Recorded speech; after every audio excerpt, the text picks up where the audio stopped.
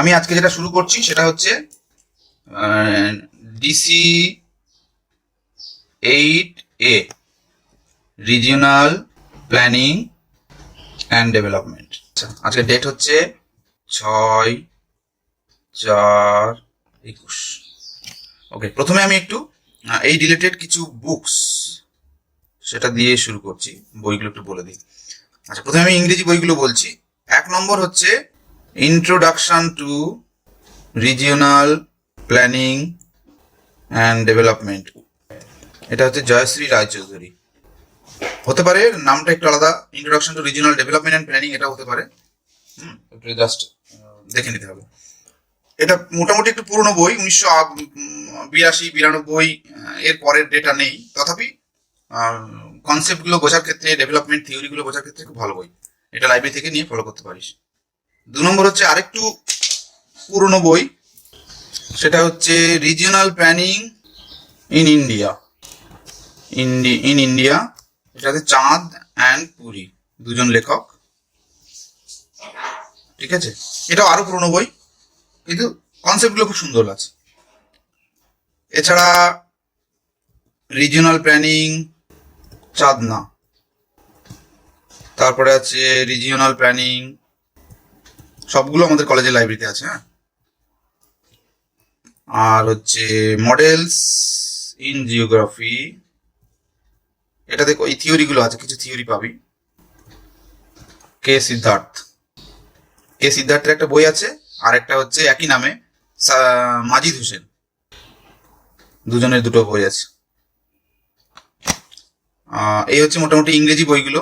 আর বাংলা বইগুলোর মধ্যে পাবি 1 নম্বর হচ্ছে অর্থনৈতিক ভূগোল ও সম্পদ শাস্ত্রের পরিচয়, অর্থনৈতিক ভূগোল ও সম্পদ শাস্ত্রের পরিচয়, এটা হচ্ছে অনিশ চট্টোপাধ্যায়। আরেকটা হচ্ছে অর্থনৈতিক ভূগোল, এটা তোদের ইকোনমিক জিওগ্রাফির পার্টটাতেও কাজে লাগবে, মানে ইকোনমিক পার্টটাতে বেশি কাজে লাগবে, এখানে অল্প আছে। অর্থনৈতিক ভূগোল, সেন্ট্রাল পাবলিকেশন, লেখকের নামটা ভুলে গেলাম। ঠিক আছে, সেন্ট্রাল প্রকাশন, এটাতে ওই থিওরিগুলো আছে, আর বিশেষ কিছু পাবি না। কিন্তু মডেলগুলো যেগুলো রিজিওনাল প্ল্যানিং এ আছে তার কয়েকটা এখানে আছে। আর এমনি রিজিওনাল প্ল্যানিং এর ভালো বাংলা বই সেরকম বেরোয়নি। সিবিসিএস এর উপরে যেগুলো বেরিয়েছে তার মধ্যে একটা হচ্ছে আঞ্চলিক পরিকল্পনা উন্নয়ন, বোধহয় তপতি পাবলিশার্স। তপতি পাবলিশার্স, ওটা একটু দেখে নিস। ওই বই বলতে একটাই, একটা হচ্ছে জ্যোতির্ময় সেন। এই দুটো বই বেরিয়েছে আঞ্চলিক পরিকল্পনার উপরে। প্রত্যেকটা বইয়েরই কিছু দুর্বলতা থাকে, এগুলোর মধ্যেও আছে। একটা বইয়ের মধ্যে সবকিছু পেয়ে যাবি না। হ্যাঁ, পরিষ্কার বোঝা গেল? ওকে, তাহলে আমি আজকে শুরু করছি। বেসিক কতগুলো আইডিয়া দিয়ে আমি শুরু করবো। আমার যে পার্টটা আছে সেখানে গ্রোথ অ্যান্ড ডেভেলপমেন্টের ব্যাপারগুলো আছে এবং সেই রিলেটেড থিওরিজ গুলো আছে। তো আজকে আমি শুরু করছি গ্রোথ ভার্সেস ডেভেলপমেন্ট, এটা দিয়ে আমি শুরু করছি। ওকে, অর্থনীতিতে গ্রোথ এবং ডেভেলপমেন্ট এই দুটো শব্দ পাশাপাশি উচ্চারিত হয়। ঠিক আছে, আমরা যখন বিশেষত অর্থনৈতিক অগ্রগতির কথা বলি, যে কোনো দেশ অর্থনীতিতে উন্নত হচ্ছে, কোনো এলাকা অর্থনীতিতে উন্নত হচ্ছে, তখন আমরা বলি যে গ্রোথ ভালো হচ্ছে।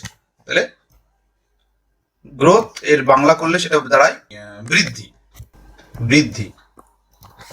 আর ডেভেলপমেন্টের আমরা যদি বাংলা করি সেটার মানে হচ্ছে উন্নয়ন। অনেক ক্ষেত্রে এই দুটো শব্দ আমরা মানে একই অর্থে ব্যবহার করে ফেলি, কিন্তু এই দুটো শব্দের মধ্যে সুস্পষ্ট পার্থক্য রয়েছে, সেটা আমাদের একটু জানতে হবে। ওকে, গ্রোথ শব্দটা একটা হচ্ছে economic term, purely economic term. ঠিক আছে, যেটার মাধ্যমে বেসিক্যালি বোঝায় সেটা হচ্ছে growth of GDP or income actually, অর্থাৎ গ্রস ডোমেস্টিক প্রোডাক্ট। আমি যদি কোনো দেশ বা কোনো এলাকার সাপেক্ষে বলি, তাহলে সেই কোনো একটা নির্দিষ্ট এলাকার মধ্যে বা কোনো একটা নির্দিষ্ট দেশের মধ্যে একটা নির্দিষ্ট বছরে যত ইনকাম জেনারেট হচ্ছে, তৈরি হচ্ছে, সেটাকে সবগুলোকে যোগ করে তৈরি করা হয় গ্রস ডোমেস্টিক প্রোডাক্ট। ঠিক আছে, যেমন আমি যদি ভারতবর্ষের ক্ষেত্রে দেখি, ইন্ডিয়া একটা দেশ, এবার ইন্ডিয়ার যে অর্থনৈতিক যত সেক্টর আছে, সে ইন্ডাস্ট্রি, এগ্রিকালচার, হ্যাঁ, তারপরে সার্ভিস সেক্টর, এক্সপোর্ট ইম্পোর্ট, সমস্ত ধরনের অর্থনৈতিক কাজকর্ম, ব্যবসা, বিদেশে ইন্ডিয়া যে ব্যবসাগুলো করছে বা পণ্য বিদেশে পাঠাচ্ছে, সেখান থেকে যে ইনকাম হচ্ছে, সমস্ত ইনকামগুলো যোগ করে একটা বছরে সমস্ত ইনকাম যোগ করলে যে ফিগারটা দাঁড়ায়, সেটাই হচ্ছে গ্রস ডোমেস্টিক প্রোডাক্ট। ঠিক আছে, এবার প্রতি বছর এই গ্রস ডোমেস্টিক প্রোডাক্ট হিসাব করা হয়, বা বছরে কোয়ার্টারলি বলা হয়, 3 মাস অন্তর, ত্রৈমাসিক বৃদ্ধি বলা হয়। এখন বর্তমানে যে জিডিপির হিসাব, সেটা বেসিক্যালি 3 মাস অন্তর করা হয়। January to March, April to June, April May June, July August September, October November December, total 4টে পার্টে, মানে 4টে সময়ে জিডিপির হিসাব করা হয়। অর্থাৎ প্রথম 3 মাস, তারপরে 3 মাস, তারপরে 3 মাস, শেষ 3 মাস, এইভাবে একটা বছরে মোট 4বার আমরা জিডিপির হিসাব পাই। এই জন্য কোয়ার্টারলি জিডিপির হিসাব বলা হয়। দেখবি পেপারে বা সংবাদপত্রে যখন জিডিপি নিয়ে আলোচনা করা হয়, তখন ত্রৈমাসিক জিডিপির হিসাব ক্যালকুলেশন করা। ঠিক আছে, তো এই যে জিডিপির বাড়া কমা, অর্থাৎ যেটা বেসিক্যালি দেশের ইনকাম, সেইটাকেই আমরা গ্রোথ হিসেবে বুঝে থাকি। সেই জন্যে গ্রোথ শুধুমাত্র অর্থনৈতিক বৃদ্ধিকে সূচিত করে। তাহলে গ্রোথ ডিনোটস ইকোনমিক ডেভেলপমেন্ট, অর্থাৎ ডেভেলপমেন্ট টার্মটা অনেক বড়, তার একটা অংশ হচ্ছে ইকোনমিক। সেই ইকোনমিক ডেভেলপমেন্টটাকেই গ্রোথ যে শব্দ, সেটা মানে বোঝায়। অর্থাৎ গ্রোথ মানে আমরা শুধুমাত্র তাহলে অর্থনৈতিক যে বিকাশ, অর্থনৈতিক যে অগ্রগতি, সেটাকেই বুঝে থাকি। এই ক্ষেত্রে আমরা জানি যে অর্থনৈতিক যে বৃদ্ধি, সেটা কখনো বাড়ে, কখনো কমে। অর্থাৎ আয় কখনো বাড়ে, কখনো কমে। যে কোনো ব্যবসায়ীর ক্ষেত্রে আমরা এটা দেখতে পাই যে প্রতি বছর তার একই রকম ইনকাম হয় না, কোনো বছর ইনকাম বেশি হয়, কোনো বছর ইনকাম কম হয়। সেই হিসাবে গ্রোথ পজিটিভ হতে পারে, অর্থাৎ আগের সময়ের তুলনায় বর্তমান সময়ে যদি ইনকাম বাড়ে বা ক্রমশ যদি ইনকাম বাড়তে থাকে, তাহলে সেটাকে আমরা পজিটিভ গ্রোথ বলবো, যেটা আমরা গ্রাফ দিলে আপওয়ার্ড একটা ট্রেন্ড দেখতে পাবো। আর যদি পেছনের সময়ের থেকে বর্তমান সময়ে ইনকাম কমে যায়, তাহলে সেটাকে আমরা বলি নেগেটিভ গ্রোথ। ঠিক আছে, আমরা এই যে করোনা সময় কাল যেটা গেল সারা পৃথিবী জুড়ে, সেখানে আমরা দেখেছি যে পৃথিবীর প্রতিটি দেশের প্রায় পৃথিবীর প্রতিটি দেশের যে অর্থনৈতিক বৃদ্ধি, অর্থাৎ ইকোনমিক গ্রোথ, সেটা ডাউনফল করেছিল, অর্থাৎ নিচের দিকে নেমেছিল। আমাদের ভারতের ক্ষেত্রে সেটা অনেক বেশি দ্রুত নেমেছিল, অর্থাৎ মানে মাইনাসে চলে গেছিল, শূন্যের নিচে নেমে গেছিল। তার মানে দেশের যা কনজামশন, যে ভোগ, তার থেকে ইনকাম অনেকটাই কমে গেছিল। -27 বোধহয় নেমে গেছিল, যতদূর আমার মনে পড়ছে। তো সেটাকে আমরা গ্রোথ হিসেবে বলবো, কিন্তু নেগেটিভ গ্রোথ। অর্থাৎ তার মানে গ্রোথ শব্দটা নেগেটিভ অর্থে ব্যবহার হতে পারে, পজিটিভ অর্থে ব্যবহার হতে পারে। আর গ্রোথ শুধুমাত্র ইকোনমিক সেন্সেই ব্যবহার করা হয়, অর্থনৈতিক সেন্সে। অর্থনৈতিক যে বৃদ্ধি, সেটাকে শুধুমাত্র সূচিত করতে আমরা গ্রোথ শব্দটা ব্যবহার করে থাকি। শুধুমাত্র এটা একটা সংকীর্ণ কি বলবো ধারণা, যেখানে অর্থনৈতিক সমৃদ্ধির ব্যাপারটাকেই তুলে ধরা হয়। অন্যদিকে ডেভেলপমেন্ট একটা কম্প্রিহেন্সিভ টার্ম। ওকে, কম্প্রিহেন্সিভ মানে হচ্ছে একটা সামগ্রিক একটা শব্দ, একটা ব্যাপক শব্দ, কম্প্রিহেন্সিভ টার্ম, যেটা একসঙ্গে অনেকগুলো বিষয়ের ক্রমশ অগ্রগতিকে সূচিত করে। অর্থাৎ সেখানে economic growth, human development, environmental development, ঠিক আছে, এমনকি সাইকোলজিক্যাল যে ডেভেলপমেন্ট, সবগুলো বোঝায়। অর্থাৎ তার মানে আমরা বুঝতে পারছি যে গ্রোথের থেকে ডেভেলপমেন্ট অনেক বেশি ব্রড একটা টার্ম, অনেক বেশি বৃহৎ একটা ধারণা, যেখানে শুধুমাত্র অর্থনৈতিক বৃদ্ধিকেই বোঝায় না, অর্থনৈতিক বৃদ্ধির পাশাপাশি মানুষের ওভারঅল বিকাশ, অর্থাৎ মানুষের জীবনযাত্রার উন্নয়ন, তার যে জীবনযাত্রার গুণগত মান, যেটাকে কোয়ালিটি অফ লাইফ বলা হয়, তার উন্নয়ন, তার যে সোশ্যাল কন্ডিশন বা সামাজিক অবস্থা তার উন্নয়ন, যে পরিবেশে মানুষ বসবাস করছে সেই এনভায়রনমেন্ট তার অগ্রগতি অর্থাৎ তার গুণগত মানের উন্নয়ন, এবং সর্বোপরি মানুষের যে মেন্টাল কন্ডিশন, সাইকোলজিক্যাল কন্ডিশন, সেটারও একটা অগ্রগতি আমরা ডেভেলপমেন্ট কনসেপ্টের সঙ্গে বলে থাকি। এবং আরেকটা কথা যেটা বলা দরকার সেটা হচ্ছে ডেভেলপমেন্ট ইজ অলওয়েজ পজিটিভ, অর্থাৎ আমরা ডেভেলপমেন্ট শব্দটা সবসময় পজিটিভ অর্থে ব্যবহার করব। ডেভেলপমেন্ট নিচের দিকে নামবে না, ঠিক আছে? সেটাকে আমরা ডেভেলপমেন্ট বলবো না, সেটাকে আমরা আন্ডার ডেভেলপমেন্ট বলবো, ঠিক আছে? তাহলে ডেভেলপমেন্ট শব্দটা একটা বৃহৎ শব্দ, যেটা একটা পজিটিভ অর্থে আমরা সবসময় ব্যবহার করে থাকি। পরীক্ষায় অনেক সময় গ্রোথ এবং ডেভেলপমেন্টের মধ্যে পার্থক্য আসে। আমি যদি কোনো একজন অর্থনীতিবিদ, বিশেষ করে থার ওয়ার্ল্ড, তিনি 1986 সালে ডেভেলপমেন্ট বলতে যেটা বুঝিয়েছিলেন সেটা হচ্ছে development implies changes and in one sense it is used to describe the process of economic and social transformation. ওকে, এটা হচ্ছে থার্ড ওয়ার্ল্ডের 1986 সালে তিনি ডেভেলপমেন্ট বলতে যেটা বুঝিয়েছিলেন সেই সংজ্ঞাটা তোমরা ব্যবহার করতে পারো। তাহলে আশা করি ডেভেলপমেন্ট এবং গ্রোথ এই দুটো শব্দের মধ্যে বেসিক ধারণা এবং তাদের মধ্যে যে পার্থক্য সেটা আমি বোঝাতে পেরেছি। যদি কারো কোনো জিজ্ঞাসা থাকে বলো। আমরা এবার ডেভেলপমেন্ট নিয়েই কথা বলবো। আমরা ভৌগোলিকরা গ্রোথ নিয়ে খুব একটা চিন্তিত নই বা খুব একটা মাথা ঘামাই না, আমরা সবসময় ডেভেলপমেন্ট নিয়ে মাথা ঘামাই, কারণ আমরা ওভারঅল একটা কম্প্রিহেন্সিভ উন্নয়নের কথাই সবসময় বলে থাকি, ভেবে থাকি। তো সেই ডেভেলপমেন্টের দুটো অ্যাসপেক্টস আছে বা দুটো ডাইমেনশন আছে বলতে পারি, বা দুটো দিক থেকে ডেভেলপমেন্টটাকে ভাবা হয়। একটা হচ্ছে সেক্টরাল, আর একটা হচ্ছে স্পেশিয়াল বা রিজিওনাল। যে কোনো দেশের অগ্রগতির জন্য বিভিন্ন রকমের পরিকল্পনা গ্রহণ করা হয়, অর্থাৎ পৃথিবীর প্রতিটি দেশ, আমি গ্রোথ এবং ডেভেলপমেন্টের আলোচনায় বললাম যে সময়ের সঙ্গে সঙ্গে অর্থনৈতিক অগ্রগতি এবং তার পাশাপাশি মানব জীবনের অন্যান্য যে দিকগুলো তারও অগ্রগতিটা জরুরি। পৃথিবীর প্রতিটি দেশের লক্ষ্যই থাকে, প্রতিটি মানুষের লক্ষ্যই থাকে যে একটা সার্বিক উন্নয়নের দিকে এগিয়ে যাওয়া সময়ের সঙ্গে সঙ্গে। তো সেই জন্যে বিভিন্ন দেশকে পরিকল্পনা গ্রহণ করতে হয়, কারণ একটা দেশ তার বিভিন্ন অর্থনৈতিক সেক্টর থাকে এবং সোশ্যাল সেক্টর থাকে। ইকোনমিক সেক্টরের মধ্যে আমরা যেমন কৃষি, মাইনিং, ইন্ডাস্ট্রি, সার্ভিস সেক্টর, এটা যে বিভিন্ন রকমের ইকোনমিক সেক্টর থাকে, তেমনি সোশ্যাল সেক্টর থাকে, ঠিক আছে? Economic sector, social sector.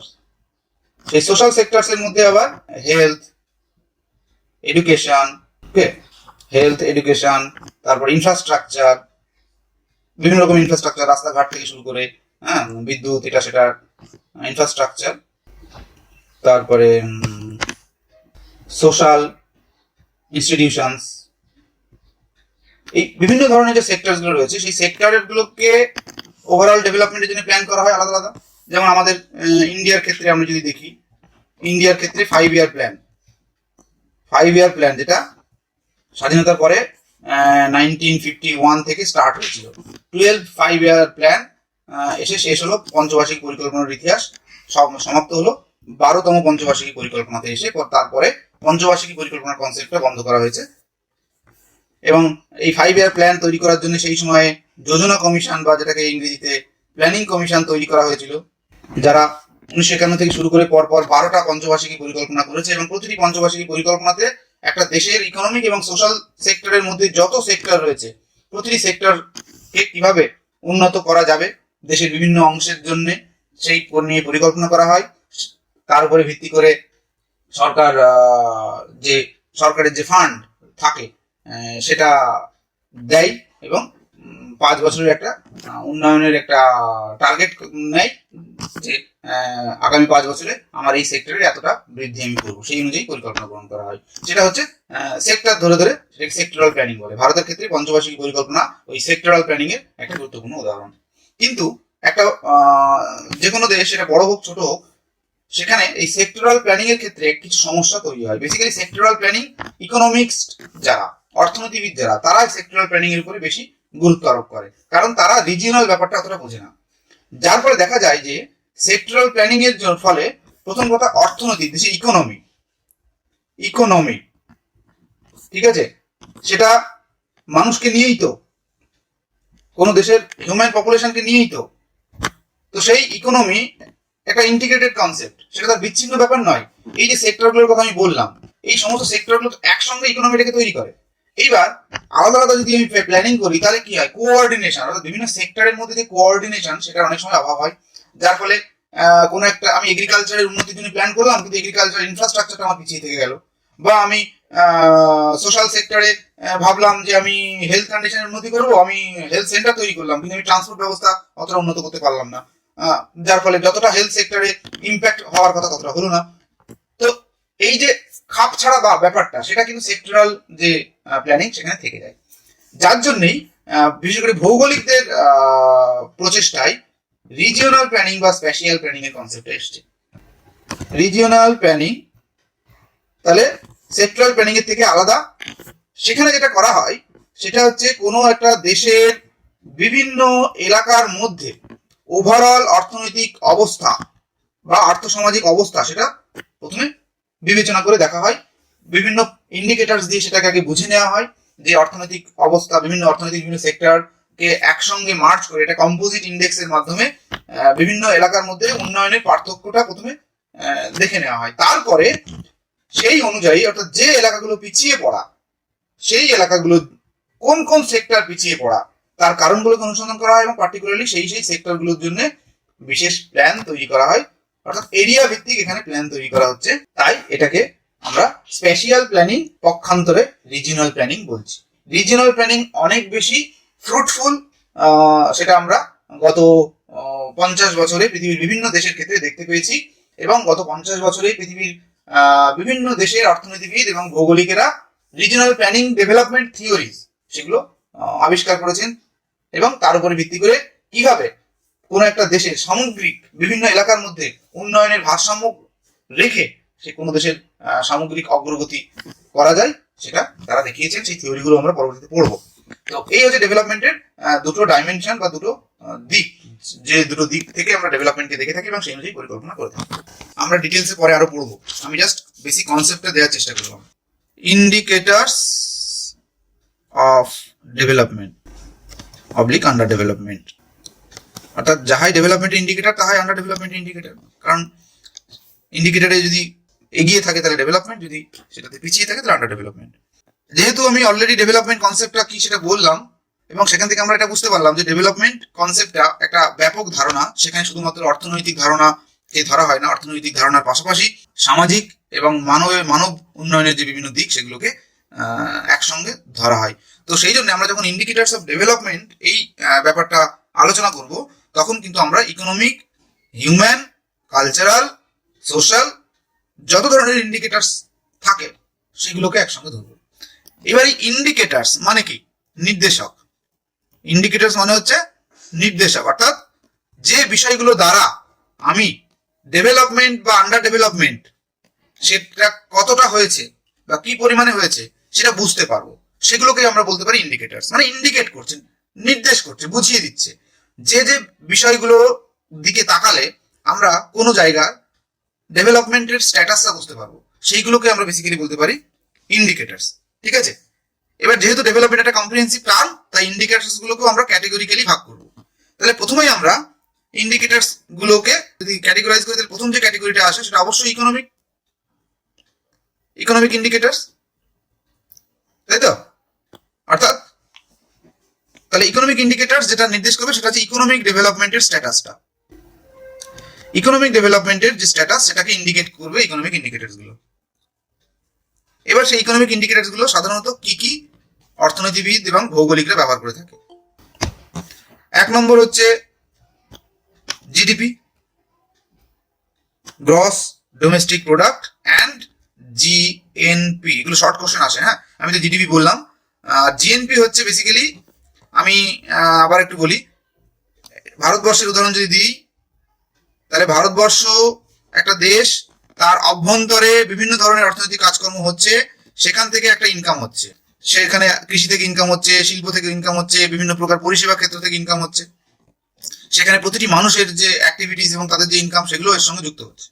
সেই ইনকাম প্লাস ফরেন এক্সচেঞ্জ, অর্থাৎ বিদেশ থেকে আমরা ব্যবসা করে যে ইনকামটা নিয়ে আসছি, সেটা বাণিজ্যের সঙ্গে থেকে হতে পারে, বা বিদেশে আমাদের অনেক মানুষ চাকরি করে, তাদের যে ইনকাম ইন্ডিয়াতে ঢুকছে, ভারতে প্রবেশ করছে, সেই ইনকাম দুটো একসঙ্গে করলে যেটা হয় সেটাকে আমরা বলি জিডিপি, গ্রস ডোমেস্টিক প্রোডাক্ট। আর জিএনপি হচ্ছে এই ফরেন এক্সচেঞ্জ যদি আমি বাদ দিই, তাহলে যেটা দাঁড়ায় সেটা হচ্ছে জিএনপি। বুঝা গেল? শুধুমাত্র দেশের অভ্যন্তরে যে ইনকামটা হয় সেটাই হচ্ছে জিএনপি, গ্রস ন্যাশনাল প্রোডাক্ট। বুঝা গেল? এই জিডিপি এবং জিএনপি যে কোনো দেশের যে অর্থনৈতিক বৃদ্ধি বা অর্থনৈতিক অগ্রগতি বা ইকোনমিক ডেভেলপমেন্টের অন্যতম গুরুত্বপূর্ণ সূচক। এবার আমি এখানে বললাম যে জিডিপি বা জিএনপি টোটাল, অর্থাৎ কোন দেশের সমস্ত যত মানুষ আছে সবার ইনকাম, যত অর্থনৈতিক কাজকর্ম হচ্ছে, সমস্ত অর্থনৈতিক কাজকর্ম থেকে যে ইনকামটা হচ্ছে, সেই ইনকামগুলোকে আমরা যোগ করছি, টোটালের হিসেবে দেখছি। তাহলে এক একটা, কোনো দেশের জনসংখ্যা কম, কোনো দেশের জনসংখ্যা বেশি, সেক্ষেত্রে এক একজন মানুষের রেসপেক্টে যদি ইনকামটা দেখার চেষ্টা করি, সেটা কিন্তু আমরা জিডিপি থেকে পাই না। যেমন আমি ধরছি যে আমাদের ইন্ডিয়ার অন অ্যান অ্যাভারেজ জিডিপি হচ্ছে 2.73 ট্রিলিয়ন। ঠিক আছে? এটা একটা ইউনিট, আমরা যেমন মিলিয়ন বলি, 10 লক্ষে 1 মিলিয়ন, 100 কোটিতে 1 বিলিয়ন, তেমনি বিলিয়নের থেকেও বড় হচ্ছে ট্রিলিয়ন। ঠিক আছে? তো এই ট্রিলিয়নে অর্থনীতির বিভিন্ন বড় বড় দেশের যে অর্থনৈতিক হিসাব, সেটা ট্রিলিয়নে মাপা হয়, বিলিয়ন করলে অনেক বড় সংখ্যা হয়ে যাবে। আমি যদি বলি ইন্ডিয়ার অর্থনীতির সাইজ বা ইন্ডিয়ার জিডিপি হচ্ছে 2.73 ট্রিলিয়ন, ভারতের জনসংখ্যা কত? 135 কোটি। আমেরিকার, বা আমি আগে চাইনা বলি, চাইনার যে অর্থনীতির সাইজ বা জিডিপি সেটা হচ্ছে 9.7 ট্রিলিয়ন। চাইনার জনসংখ্যা কত? 155 কোটি। আমেরিকার জিডিপি 13.7 ট্রিলিয়ন। আমি আন্দাজে লিখছি, এটা আরো বেশিও হতে পারে। হ্যাঁ, আমেরিকার জনসংখ্যা কত? 25 কোটি। এবার ভাবো, শুধু যদি জিডিপির হিসাব ধরতাম, তাহলে আমেরিকার সঙ্গে চীনের খুব বেশি পার্থক্য নেই মোট অর্থনীতির হিসাবে, কিন্তু আমেরিকাতে মাত্র 25 কোটি মানুষ, তাহলে পার হেড যে জিডিপি সেটা অনেক বেশি আমেরিকাতে তুলনায়। চীনের জনসংখ্যা যেহেতু অনেক বেশি, তাই চীনের মোট জিডিপি অনেক বেশি হলেও পার হেড কিন্তু অনেক কম। ভারতের ক্ষেত্রে দুটোই কম। আমাদের ইন্ডিয়াকে চীনের কাছে পৌঁছতে গেলে বা আমেরিকার কাছে পৌঁছতে গেলে অনেক অনেক ইকোনমিক ডেভেলপমেন্ট করতে হবে। তাহলে আমরা দেখলাম জিডিপি কি, জিএনপি কি, এবং জিডিপি বা জিএনপির দুর্বলতা, অর্থাৎ এখানে যেহেতু টোটাল হিসাবটা থাকে, পার ক্যাপিটা হিসাবে থাকে না, যার ফলে অ্যাকচুয়াল জনসংখ্যার সাপেক্ষে যে অর্থনৈতিক অগ্রগতি সেটা আমরা পাই না জিডিপি থেকে। সেই জন্য সেকেন্ড ইকোনমিক ইন্ডিকেটর যেটা ধরা হয় সেটা হচ্ছে পার ক্যাপিটা জিডিপি, পার ক্যাপিটা জিডিপি বা জিএনপি। বোঝা গেল? অর্থাৎ মোট যে অর্থনৈতিক সাইজ সেটাকে জনসংখ্যা দিয়ে ভাগ করা হয়, এটা আরো অ্যাকচুয়াল হিসাবটা দেয়। অর্থাৎ এক্ষেত্রে ডিফারেন্সটা বিভিন্ন দেশের মধ্যে মানুষের পার হেড ইনকামের সঙ্গে আরেকটা দেশের পার হেড ইনকামের যে ডিফারেন্স, সেটা আরো ভালোভাবে বোঝা যায়। কারণ একটা দেশের, আমি জাপান আর বাংলাদেশের কথাই যদি বলি, জাপান আর বাংলাদেশ দুটো দেশের জনসংখ্যা সেম, প্রায় সেম, কিন্তু জাপানের ইকোনমি সাইজ অনেক বেশি। জাপানের ইকোনমি সাইজ হয়তো 6 ট্রিলিয়ন, সেখানে বাংলাদেশ ট্রিলিয়নে না বিলিয়নে আসবে। তো সেক্ষেত্রে জাপান ওই জন্য ডেভেলপড কান্ট্রি, বাংলাদেশ ওই জন্য আন্ডার ডেভেলপড কান্ট্রি। বোঝা গেল? তো পার ক্যাপিটা জিডিপি বা জিএনপিটা ওই জন্য হিসাব করা হয়। শুধুমাত্র জিডিপি বা জিএনপি দিয়ে অর্থনীতির প্রকৃত অবস্থা বোঝা যায় না। এইবার এই পার ক্যাপিটা জিডিপিরও অনেক দুর্বলতা রয়েছে। কিরকম? দেখো, আমাদের দেশে মুকেশ আম্বানির মতো বড় লোকও আছে, আদানির মতো বড় লোক আছে, আবার আমাদের দেশে ট্রেনে বাসে রাস্তায় ভিক্ষা করা মানুষও আছে। যখন দেশের মোট অর্থনীতির হিসাব হচ্ছে, তখন মুকেশ আম্বানির ইনকাম প্লাস একজন ভিক্ষুকের ইনকাম সব যোগ করে জিডিপি তৈরি হচ্ছে। এবার সেই জিডিপিকে পপুলেশন দিয়ে ভাগ করা হচ্ছে।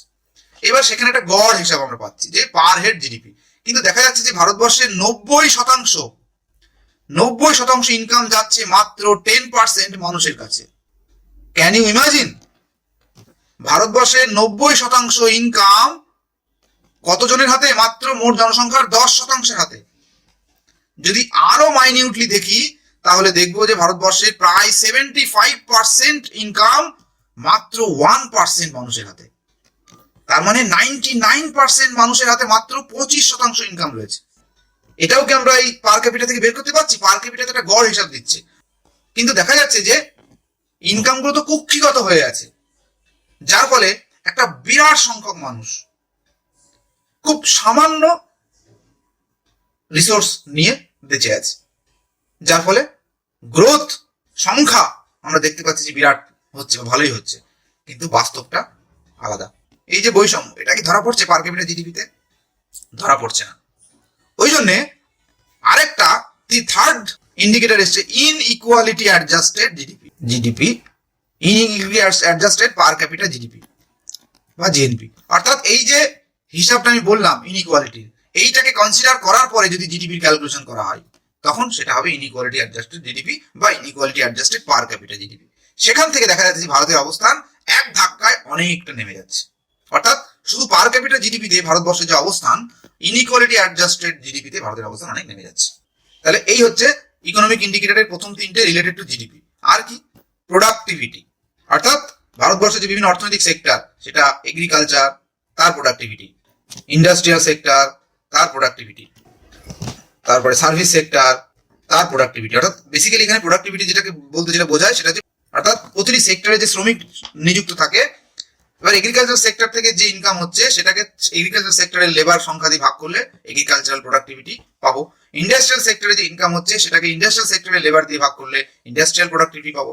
সার্ভিস সেক্টর থেকে ইনকাম হচ্ছে সেটাকে সার্ভিস সেক্টরে যত লোক যুক্ত তা সেই সংখ্যা দিয়ে ভাগ করলে সার্ভিস সেক্টরের প্রোডাক্টিভিটি আমরা পাবো।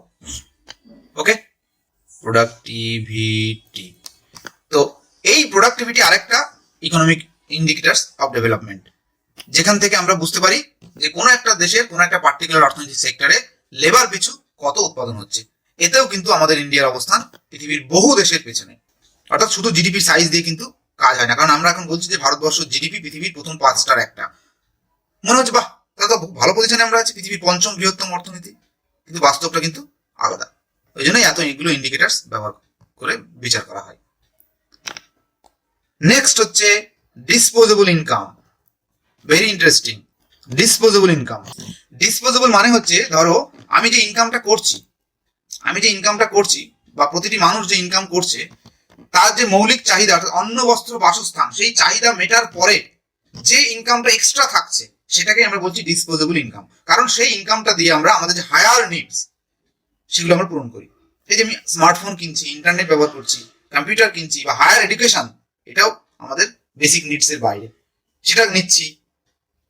এগুলো কিন্তু ডিসপোজেবল ইনকামের উপরে নির্ভর করে। ইনইকুয়ালিটি যদি বেশি হয়, এই যে বললাম যে 25% মানুষ, এই 25% রিসোর্স 99% মানুষের হাতে, আর 75% রিসোর্স 1% মানুষের হাতে। তার মানে কি ভারতবর্ষের 99% মানুষের ক্ষেত্রে ডিসপোজেবল ইনকাম খুব কম। তার মানে তাদের যে ওভারঅল ইকোনমিক ডেভেলপমেন্ট স্ট্যাটাস সেটা খারাপ। তো এই ডিসপোজেবল ইনকাম সেই জন্য আরেকটা গুরুত্বপূর্ণ অর্থনৈতিক উন্নয়নের ইন্ডিকেটর হিসেবে ধরা হয়। এই হচ্ছে মোটামুটি অর্থনৈতিক ইন্ডিকেটরস গুলো যেগুলো দিয়ে অর্থনৈতিক উন্নয়নকে মাপা হয়। এছাড়া আরো কিছু ইন্ডিকেটরস আছে, যেমন কমার্শিয়াল গুডস অর্থাৎ কোনো দেশে ব্যবসায়িক পণ্য, যেগুলোকে আমরা ভোগ্য পণ্য বলে থাকি। এই যে আমি ফ্রিজ ব্যবহার করছি, এসি ব্যবহার করছি, হ্যাঁ, এই যে দ্রব্যগুলো, এগুলো তো বেসিক নিডস এর বাইরে। এই দ্রব্যগুলো কোনো দেশে যত বেশি বিক্রি হবে তার মানে বুঝতে হবে সেই দেশের অর্থনৈতিক অবস্থা ভালো হচ্ছে, তার মানে মানুষের হাতে ডিসপোজেবল ইনকাম বেশি। এই দুটো মোটামুটি ইন্টার রিলেটেড। আর কি? আরেকটা হচ্ছে distribution of income. Distribution of income, এই যে আমি একটু আগে বললাম না পার ক্যাপিটা জিডিপি আলোচনা করতে গিয়ে যে ইনইকুয়ালিটি কতটা হচ্ছে, তো এইটা বুঝতে গেলে এই ডিস্ট্রিবিউশন অফ ইনকাম বুঝতে হবে। লরেন্স কার্ভ এবং গিনি কোএফিসিয়েন্ট দিয়ে আমরা ডিস্ট্রিবিউশন অফ ইনকামটা মেজার করতে পারবো, সেটা আমরা পরে প্র্যাকটিক্যালের সময় শিখবো। তো এই ডিস্ট্রিবিউশন অফ ইনকাম তার মানে হচ্ছে কত মানুষের হাতে দেশের কত ইনকাম রয়েছে। যে হিসাবটা আমি একটু আগে বললাম, 75% ইনকাম 1% মানুষের হাতে, 90% ইনকাম 10% মানুষের হাতে, তার মানে 25% মাত্র ইনকাম 99% মানুষের হাতে। এই যে হিসাবটা বললাম ডিস্ট্রিবিউশন অফ ইনকাম, সেটাও কিন্তু ইনইকুয়ালিটিকে মেজার করার একটা গুরুত্বপূর্ণ উপায় এবং অর্থনৈতিক অগ্রগতির মাত্রাকেও নিয়ন্ত্রণ করে, মানে প্রকাশ করে। আমরা কিন্তু গ্রোথ যদি বলতাম যে ইন্ডিকেটার্স অফ ইকোনমিক গ্রোথ, তাহলে কিন্তু এত কিছু বলতাম না। সেখানে আমরা শুধু জিডিপি আর পার ক্যাপিটা জিডিপি এবং প্রোডাক্টিভিটি দিয়ে ছেড়ে দিতাম, আমরা আর কিছু বলতাম না। কিন্তু যেহেতু আমরা ইন্ডিকেটার্স অফ ইকোনমিক ডেভেলপমেন্ট বলছি, তাই আমরা এতগুলো ইন্ডিকেটার্স এখানে অ্যাড করছি। ওকে, তাহলে এই হলো মোটামুটি ইকোনমিক ইন্ডিকেটার্স। এবার হচ্ছে সোশ্যাল ইন্ডিকেটার্স। 2 নম্বর ক্যাটাগরি হচ্ছে সোশ্যাল ইন্ডিকেটার্স। বোঝা যাচ্ছে রে আলোচনাগুলো? হ্যাঁ হ্যাঁ স্যার। গুড। সোশ্যাল ইন্ডিকেটার্স এর মধ্যে কি কি পড়ছে? আমি অলরেডি সোশ্যাল সেক্টরের মধ্যে কি কি পড়ে বলেছি, সেগুলো এখানে আমরা পড়বো। 1 নম্বর হচ্ছে এডুকেশন, অর্থাৎ লিটারেসি রেট এবং এডুকেশন, যেমন হায়ার এডুকেশন রেট, কতজন মানুষ উচ্চশিক্ষিত, কতজন মানুষ গ্রাজুয়েট, কতজন মানুষ পোস্ট গ্রাজুয়েট, কতজন ইঞ্জিনিয়ার বেরোচ্ছে কোনো দেশ থেকে, কতজন পিএইচডি করে বেরোচ্ছে। এগুলো হচ্ছে বিভিন্ন এডুকেশনাল যে স্ট্যাটাস সেটাকে মেজার করে, এবং সেইগুলো দিয়ে আমরা সোশ্যাল ডেভেলপমেন্ট কতটা হয়েছে সেটা বুঝতে পারি। ঠিক আছে, এটা আরেকটা গুরুত্বপূর্ণ ইন্ডিকেটার্স। এখানে আবার আমরা অনেকগুলো ইন্ডিকেটার ব্যবহার করি, অর্থাৎ এগুলো একটা ব্রড ইন্ডিকেটার্স, তার মধ্যে আবার অনেকগুলো সাব ইন্ডিকেটার আছে। এডুকেশনের ক্ষেত্রে যেমন বললাম লিটারেসি, তারপরে হায়ার এডুকেশন লেভেল, স্কুল ছুটের পরিমাণ, এনরোলমেন্ট রেশিও, এগুলো সব হচ্ছে এডুকেশনাল ইন্ডিকেটার্স এর মধ্যে পড়ে। তারপরে ওমেন বা ফিমেল এডুকেশন, তারপরে লিটারেসি গ্যাপ, মানে অর্থাৎ মেল ফিমেল গ্যাপ, এগুলো হচ্ছে সব এডুকেশনাল ইন্ডিকেটার্স। 2 নম্বর হচ্ছে হেলথ। এর মধ্যে যেটা পড়ে সেটা হচ্ছে হসপিটাল বেডস পার লাখ পপুলেশন, এটা একটা। তারপরে access to emergency health service, তারপরে অ্যাক্সেস টু ক্রিটিক্যাল কেয়ার। এটা আমি একটু বলার চেষ্টা করি। সেটা হচ্ছে যে এই যে করোনা ভাইরাসের যে গল্পটা এলো, সেখানে আমরা দেখলাম কি যে ভারতবর্ষের যে হেলথ ইনফ্রাস্ট্রাকচার সেটা খুব খারাপ অবস্থায় আছে। কারণ দেশের 1 কোটি সংক্রমিত হলো না, অথচ দেশের হাসপাতালে আর জায়গা হচ্ছে না। মানুষকে বলা হচ্ছে যে আপনার বাড়িতেই থাকুন, হোম কোয়ারেন্টাইন। তার মানে কি আমাদের জনসংখ্যার সাপেক্ষে আমাদের হেলথ ইনফ্রাস্ট্রাকচার খুব খারাপ। আবার ইমার্জেন্সি ক্ষেত্রে, অর্থাৎ এই যে আইসিইউ অর্থাৎ ক্রিটিক্যাল সিচুয়েশনে মানুষের যে হেলথ ইনফ্রাস্ট্রাকচার সেটা আরো খারাপ। আমাদের সুপার স্পেশালিটি হাসপাতাল বড় বড় শহরগুলোতে ছাড়া ক্রিটিক্যাল কেয়ার নেই, অর্থাৎ বিস্তীর্ণ মানুষ যদি শারীরিক জটিলতার মধ্যে পড়ে তাহলে কিন্তু সেই পরিষেবা পায় না। তো এইগুলো হচ্ছে হেলথ মানে রিলেটেড ইন্ডিকেটার্স। এছাড়া সোশ্যাল সিকিউরিটি অর্থাৎ সামাজিক নিরাপত্তা, এর মধ্যে আসবে এই যে জেন্ডার ডিসক্রিমিনেশন অর্থাৎ নারীর প্রতি যে অন্যায়, পণ প্রথা থেকে শুরু করে গার্হস্থ্য যে অত্যাচার নারীর প্রতি, সেগুলো আসবে। তারপরে কন্যা ভ্রূণ হত্যা সেটা আসবে। তারপরে চাইল্ড অ্যাবিউজ, ফয়েটাল ক্লিনিং, তারপরে হচ্ছে অর্থাৎ শিশুদের সঙ্গে খারাপ ব্যবহার, এগুলো হচ্ছে সব সোশ্যাল সিকিউরিটির মধ্যে পড়ে। ধর্ষণ, রেপ, সেটাও কিন্তু সোশ্যাল সিকিউরিটির একটা ইন্ডিকেটার্স। এগুলো হচ্ছে মোটামুটি সোশ্যাল ইন্ডিকেটার্স। এছাড়া আছে ডেমোগ্রাফিক ইন্ডিকেটার্স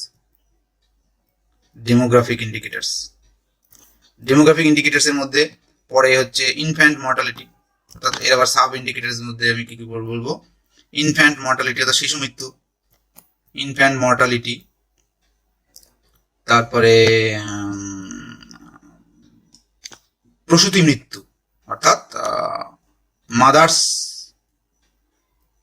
ডেথ, তারপরে ম্যাল নিউট্রিশন, ঠিক আছে, এগুলো হচ্ছে। তারপরে ন্যাচারাল গ্রোথ, জনসংখ্যা স্বাভাবিক বৃদ্ধি, বার্থ রেট, এগুলো হচ্ছে সব ডেমোগ্রাফিক ইন্ডিকেটার্স। ঠিক আছে, আরেকটা হচ্ছে লাইফ এক্সপেক্টেন্সি, অর্থাৎ আমাদের যে একটা শিশু জন্মের সময় যে প্রত্যাশিত আয়ু নিয়ে জন্মায়, লাইফ এক্সপেক্টেন্সি, এগুলো হচ্ছে ডেমোগ্রাফিক ইন্ডিকেটার্স। আমরা ডেভেলপমেন্টের আলোচনার শুরুতেই বলেছি যে উন্নয়ন একটি সামগ্রিক ধারণা, যেখানে মানুষের যে জীবনযাত্রা তার অর্থনৈতিক, সামাজিক, সাংস্কৃতিক, মানবিক বা সাইকোলজিক্যাল বিভিন্ন বিষয়ের গুণগত অবস্থার পরিবর্তনকে আমরা বুঝি। তার সঙ্গে সঙ্গে যেটা না বললেই নয়, সেটা হচ্ছে মানুষ যে পরিবেশে বসবাস করে সেই পরিবেশের গুণগত মানের অগ্রগতি, সেটাকেও আমরা ডেভেলপমেন্টের মধ্যে রাখি। তাই উন্নয়নের যে নির্দেশক আলোচনা, সেখানে পরিবেশকে বাদ দিলে আলোচনা অসম্পূর্ণ থেকে যায়। যে প্রাকৃতিক পরিবেশে আমরা বসবাস করি, সেই প্রাকৃতিক পরিবেশের গুণগত মান ঠিক থাকাটা খুব জরুরি আমাদের সুস্থভাবে বেঁচে থাকার জন্য। পরিবেশের গুণগত মানের অবনমন ঘটলে তাকে আমরা কখনোই উন্নয়ন বলতে পারি না। সেখানে অর্থনৈতিক অগ্রগতি হলেও সেটাকে আমরা প্রকৃত উন্নয়ন বলতে পারি না। তাই উন্নয়নের আলোচনায় পরিবেশের বিভিন্ন গুণগত মান, বিভিন্ন বিষয়ের গুণগত মান এবং তার অগ্রগতি ঘটছে কিনা সেটা দেখা খুব জরুরি। আমরা পরিবেশের কিছু ইন্ডিকেটার্স বা নির্দেশক যেগুলো গুরুত্বপূর্ণ বলে বিবেচিত হয়, সেগুলি হলো বাতাসের গুণগত মান বা এয়ার কোয়ালিটি। বিভিন্ন জায়গাতে এয়ার কোয়ালিটি ইন্ডেক্স এর মাধ্যমে এটাকে প্রকাশ করা হয়। অর্থাৎ বাতাসে ভাসমান বিভিন্ন প্রকার বিষাক্ত গ্যাস, যেমন কার্বন মনোক্সাইড, সালফার ডাইঅক্সাইড, বা বাতাসে ভাসমান বিভিন্ন অ্যারোসলস, যেটাকে সাসপেন্ডেড পার্টিকুলেট ম্যাটার বা এসপিএম বলা হয়, তার উপস্থিতি সেটা দেখা হয়। কারণ বাতাসে যত বেশি ক্ষতিকর গ্যাস বা এই ধরনের এসপিএম বা সাসপেন্ডেড পার্টিকুলেট ম্যাটার থাকবে, তত সেটা আমাদের যে শ্বাস প্রশ্বাস সেটার জন্যে ক্ষতিকর হবে এবং আমাদের স্বাস্থ্যহানি ঘটায়। নেক্সট যে গুরুত্বপূর্ণ পরিবেশগত উপাদান যেটা দেখা হয়, সেটা হচ্ছে যে ওয়াটার কন্টামিনেশন। অর্থাৎ আমরা জানি যে জল ছাড়া আমাদের চলে না, আমাদের প্রতিটি কাজে জলের প্রয়োজন। তাই জলকে জীবন বলা হয়। তো সেই জলের বলতে বিশেষ করে পানীয় জলের যে উৎস, সেটা যদি দূষিত হয়, সেটা ভৌম জল হোক বা ভূপৃষ্ঠস্থ যে জলাশয়গুলো আছে সেগুলো যদি দূষিত হয়, তাহলে সেই জল দূষিত পদার্থ জলের মাধ্যমে আমাদের শরীরে প্রবেশ করে। পৃথিবীর বিভিন্ন দেশে মানুষ কতটা বিশুদ্ধ জল পান করে তার একটা ইন্ডেক্স আছে, ওয়াটার কোয়ালিটি ইন্ডেক্স। এছাড়া আমরা জানি যে সবুজ উদ্ভিদ পৃথিবীর যে পরিবেশগত সুস্থতা সেটা বজায় রাখতে সাহায্য করে। তাই পৃথিবীর বিভিন্ন অংশে, পৃথিবীর বিভিন্ন দেশে পার ক্যাপিটা ন্যাচারাল ভেজিটেশন সেটা একটা গুরুত্বপূর্ণ পরিবেশগত নিয়ন্ত্রক হিসাবে বর্তমানে ধরা হচ্ছে। কারণ পার ক্যাপিটা ন্যাচারাল ভেজিটেশন যদি বেশি হয়, তাহলে তা বাতাসের গুণগত মান সেটাকে বজায় রাখে তথা জলবায়ুকে নিয়ন্ত্রণ রাখে। তাছাড়া সবুজ উদ্ভিদ বা উদ্ভিদাঞ্চল মানুষের একটা সাইকোলজিক্যাল কমফোর্ট বা স্যাটিসফ্যাকশন দেয়, সেটাও গুরুত্বপূর্ণ। সর্বশেষে ওয়েস্ট ম্যানেজমেন্ট বা ওয়েস্ট মিসম্যানেজমেন্ট সেটা আরেকটা গুরুত্বপূর্ণ ইন্ডিকেটার্স হিসেবে ধরা হয়। কারণ আমরা আমাদের বিভিন্ন কাজকর্মের মাধ্যমে বিভিন্ন ধরনের বর্জ্য তৈরি করি। সেই বর্জ্য যদি সঠিক ব্যবস্থাপনা না হয়, তাকে নিক্ষিপ্ত না করা হয় পরিবেশে, তাহলে সেই বর্জ্য নানা ধরনের মাটি দূষণ, জল দূষণ, এমনকি বায়ু দূষণ তৈরি করে, দৃশ্য দূষণ তৈরি করে, যা মানুষের যে স্বাস্থ্যকর জীবনযাপন সেখানে বাধা হয়ে দাঁড়ায়। সর্বোপরি বর্তমানে আমাদের জীবন যাত্রা অনেক বেশি শহরমুখী হয়েছে এবং বিভিন্ন ধরনের প্রযুক্তিগত উন্নতির ফলে আমাদের জীবনে নানা ধরনের যন্ত্রপাতির ব্যবহার বেড়েছে, যার ফলে শব্দ দূষণের মাত্রা সেটাও কিন্তু বৃদ্ধি পেয়েছে। আমরা জানি যে শব্দ দূষণের মধ্যে দীর্ঘদিন থাকলে মানুষের নানা ধরনের শারীরিক ও মানসিক বৈকল্য তৈরি হয়। তাই শব্দ দূষণের মাত্রা সেটাও কিন্তু পরিবেশের একটা গুরুত্বপূর্ণ নির্দেশক এবং উন্নয়নের ক্ষেত্রে একটা গুরুত্বপূর্ণ নির্দেশক হিসাবে দেখা হয়। এই হচ্ছে মোটামুটি উন্নয়নের ক্ষেত্রে বিভিন্ন নির্দেশক সমূহ, যেগুলো উন্নয়নের আলোচনা না করলেই নয়।